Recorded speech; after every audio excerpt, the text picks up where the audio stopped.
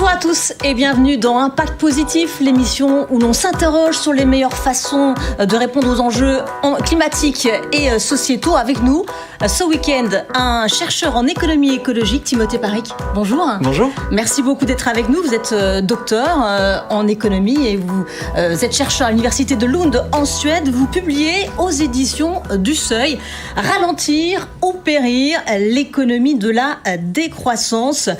Ça vient de sortir, tout juste.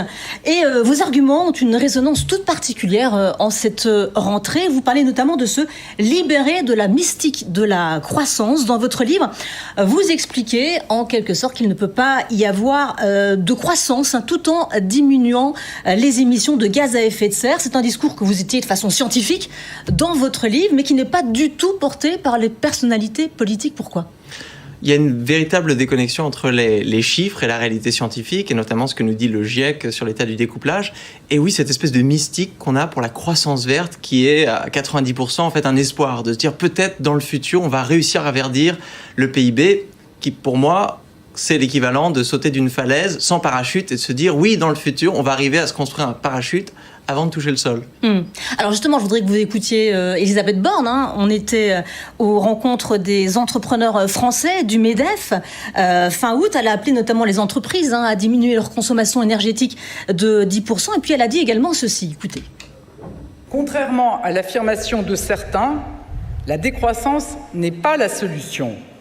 La décroissance attaquerait notre niveau de vie, elle mettrait en péril le financement de notre modèle social, elle braquerait nos concitoyens et nous empêcherait d'avancer.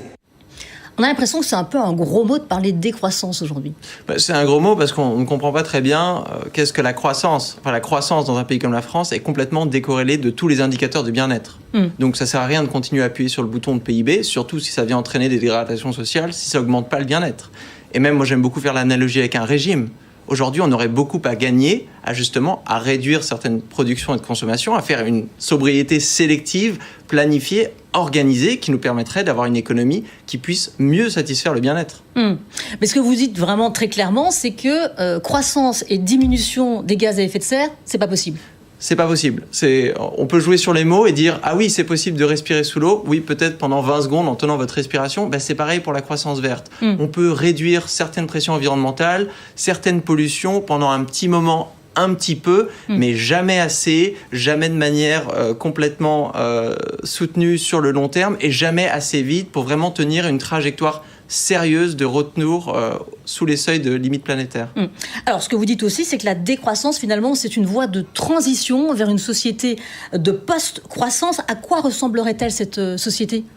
Déjà, c'est une société qui pourrait prospérer sans croissance. C'est ça l'idée. Aujourd'hui, dans un système, dans une économie capitaliste, il faut forcément toujours pouvoir produire et consommer plus pour que l'économie fonctionne. Et ça, bien sûr, dans un contexte de contraintes écologiques grandissantes, c'est un problème. Et en plus, de toute manière, ça s'appelle la stagnation séculaire, les taux de croissance s'essoufflent tout seuls. Donc, on a intérêt à transformer notre économie pour pouvoir que l'économie fasse tout ce qu'elle doit faire, créer des emplois qui ont du sens, financer les services publics, innover, entreprendre, faire toutes ces choses, mais sans avoir besoin chaque année de devenir de plus en plus grosse. Et en gros, qu'est-ce que vous dites à ceux qui ont peur finalement de ce terme ou d'une économie qui produit moins ? Qu'est-ce que vous leur dites ? Moi, je leur demande de lire ce que nous disent les scientifiques sur l'état de la biodiversité, l'état du climat. Ce n'est pas la décroissance qui devrait nous faire peur, c'est la croissance qui devrait nous terrifier.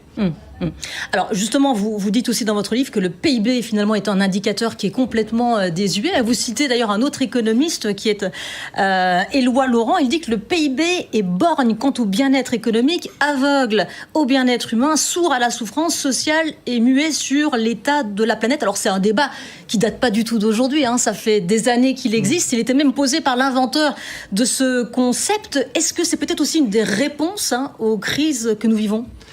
Le PIB, il faut s'en souvenir, il a presque 100 ans.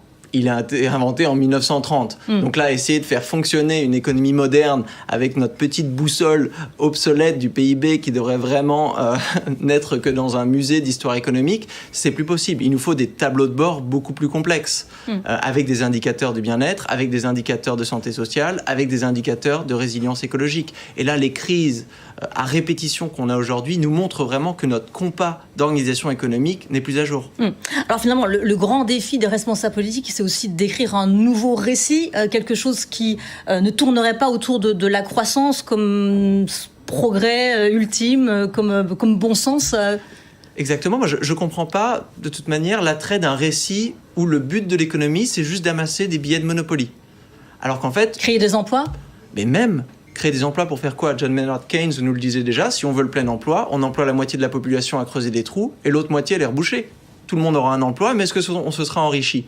Non, il faut avoir une véritable discussion sur la qualité des emplois et surtout sur de quoi avons-nous vraiment besoin, quoi produire, comment le produire et revenir à cette notion, l'économie, c'est un moyen, pas une fin, et c'est un moyen pour le bien-être, pas pour la croissance. Alors, vos idées suscitent beaucoup d'engouement. Vous êtes invité à beaucoup d'endroits, des universités, les entreprises, les institutions également européennes.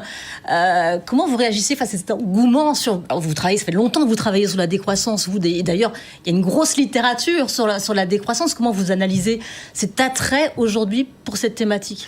C'est vrai que le concept existe depuis le début des années 2000, et bien sûr l'objection de croissance depuis au moins les années 70, c'est le rapport Meadows, dont on fête les 50 ans cette année. Mais aujourd'hui, je pense que la plupart des gens se rendent compte qu'on est dans une impasse. On va avoir besoin d'un plan B si ce n'est d'un plan C. Et donc les gens se disent « Ah mais qu'est-ce qu'on a comme plan B ?» Et là on se rend compte en fait qu'on était dans cette espèce d'idéologie la fin de l'histoire, il n'y a pas d'alternative et on n'a pas exploré d'alternative à la croissance. Donc aujourd'hui on se saisit des peu de personnes, des peu de chercheurs et d'activistes qui ont pensé la post-croissance et la décroissance pour voir en quoi ça pourrait nous aider à sortir de l'impasse aujourd'hui. Merci beaucoup en tout cas, Timothée Parric, d'être venu sur Impact Positif sur LCI. Vous nous retrouvez en replay sur tf1info.fr. Impact Positif, c'est aussi un podcast que vous retrouvez sur toutes les plateformes et sur TF1 Info, bien évidemment. Il y en aura un avec vous d'ailleurs, Timothée Parric. Merci à tous et à la semaine prochaine sur LCI.